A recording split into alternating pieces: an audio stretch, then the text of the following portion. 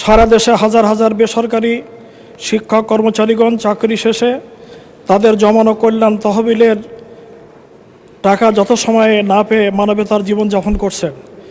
মাননীয় অর্থমন্ত্রী মহোদয়ের দৃষ্টি আকর্ষণ করে এটা মনোযোগ আকর্ষণ নোটিশ দিয়েছে। নোটিশটা আমার এলাকার না, এটা সারা দেশের জন্য।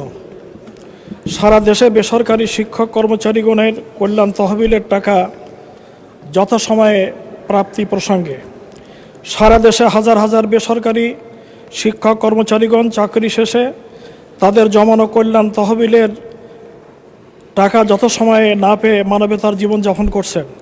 একজন বেসরকারি শিক্ষক কর্মচারী তার একমাত্র অবলম্বন তিলে তিলে জমানো কল্যাণ তহবিলের টাকা না পেয়ে, সেই টাকা বছরের পর বছর না পেয়ে সে কারণে জীবনযাপন করতে যে অনাহারে অর্ধাহারে দিনাপিয়াত করছে।